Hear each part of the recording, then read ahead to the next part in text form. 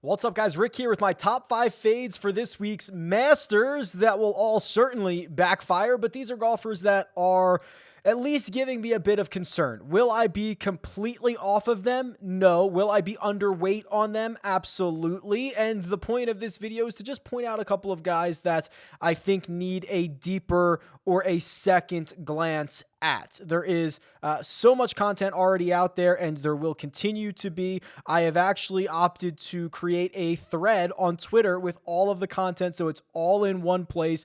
Easy way to find it. So if you go to my Twitter page, at RickRunGood, it is a pinned tweet and it is threaded, so you can see all of the content that has come out or will come out over the course of the week in one single spot, which is super helpful for me. So I imagine it is helpful for you. All right, let's jump into the top 5 fades for this week's Masters. Gary Woodland is the first guy that I'll be fading this week. I think there is a little bit of positive sentiment coming in Gary Woodland's direction thanks to the 6th place finish that he had at the Valero Texas Open last week. But when you look deeper at that result, you still see that he gained nearly 5 strokes around the greens. That would have made up the majority of his tee to green results, which is a little bit concerning. I'll give credit for Woodland that he has been improving the approach game. Off the tee, the driver has started to come back. I just don't think we're there yet, and I think a lot of people are taking that Valero result a bit too far. So as Gary Woodland continues to work himself back into form, I don't think it's going to be this week. He has had plenty of issues with Augusta National, missing the cut in the vast majority of his trips to this event, and in fact, he's missed the cut in 3 of his last 4 starts at the Masters. So this place has been his kryptonite, and I don't think he's playing as well as maybe his recent result indicates. So Gary Woodland, I think, deserves a deeper dive and a second look if you're going to consider him for this week.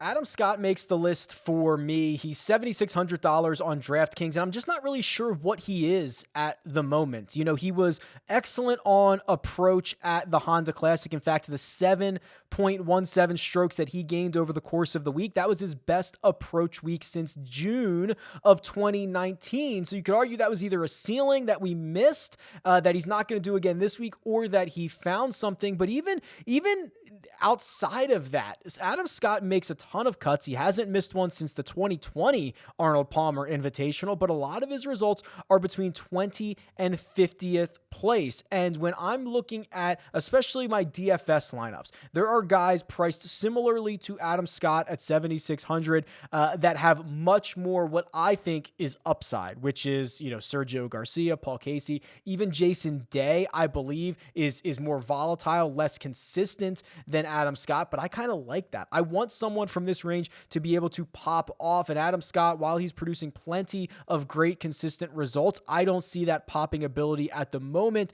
So it has me concerned, and it makes me think that there are just better options than Adam Scott, especially his peers in the mid $7,000 range.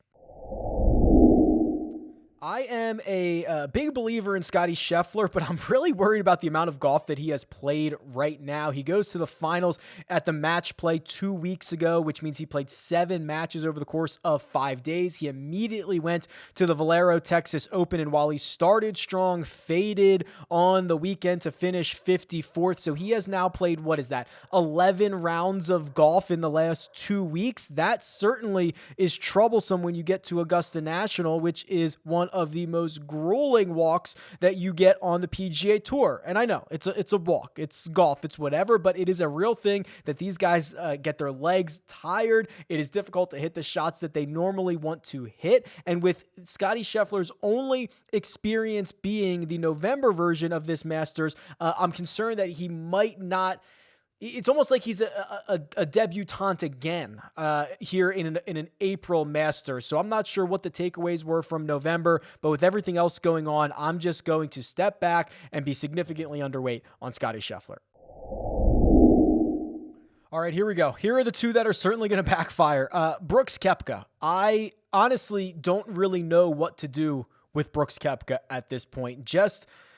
3 weeks removed, less than 3 weeks removed from a procedure on his knee. He is literally, I'm watching him. He's literally at Augusta National right now taking full swings. That is way better than I thought he was going to do. On Sunday, he played 4 holes. The idea is for him to play 9 holes on each Monday, Tuesday, and Wednesday before the event. The swings, I personally think the swings that I've seen him take have been a bit of a mixed bag. Some of them look very strong. Some of them look a lot more labored and look difficult. I think that he's walking a hair gingerly. That's my assessment. I think other people would look at it and say, oh no, he looks fine. There's no problems there. The fact that he's even on the grounds swinging and taking full shots, I think has exceeded my expectations, but I have literally no idea what to expect from Brooks Koepka this week. So the way that I would deploy him is I'm happy to deploy an outright bet on him. Some places he's like 35-1. I don't care if he finishes second, 22nd, 72nd, like whatever. If he wins, I get paid. If he doesn't, that's fine. I think he has a lot of risks to take on in daily fantasy lineups and also in like one and done situations. That is just more risk than I probably want to consider. So I'm deploying Brooksy in very specific scenarios and understanding that this is probably the highest risk golfer in the field. And then finally, Rory McIlroy. And I think Rory is going to, I'm actually interested to see what his ownership is going to be over the course of the week in DFS formats, because there's going to be a lot of public money coming in. There's going to be a lot of people who realize he's got this event to complete the career Grand Slam. You're going to hear that narrative all week long, but it's just been always a little bit off for Rory McIlroy in the last year or so. We know it's been since 2019. He hasn't won a golf tournament since the end of 2019. And you look at what he has done recently, officially hiring a new swing coach. That is not usually the sign of a confident golfer. And a guy who was pretty terrible off the tee at the Players Championship and has struggled to put 4 rounds together with his approaches all year long. And that's kind of what I look at is, if he does figure out the driver and he gets that back in shape, and he figures out the wedges, which is something that has really given him trouble, he still has the putter that at times has let him down in significant ways. So I just think that there are so many things going against Rory McIlroy right now that he's going to have, he's going to be really good in every single category to contend and to win at Augusta National, because that's really all we care about. We only care about if he wins, which is the curse of being Rory McIlroy, is you're only compared to yourself, and you are only given credit when you win a golf tournament or you win major championships. So unfortunately, the path for Rory, for me, much too narrow for him to win this golf tournament. Does he finish inside the top 10? Possibly, maybe even likely, but I don't think that matters for the price that you're going to end up paying on him. There you go. My top 5 sleepers for this week's Masters, guys that I have concerns about or guys that I'm going to stay away from completely. I hope that offers at least another perspective for you to do a deep dive, and I'm sure you'll certainly tell me if I'm wrong. Let me know who I left off this list. Tweet me at RickRunGood or leave a comment below. Best of luck this week, and I'll talk to you guys soon.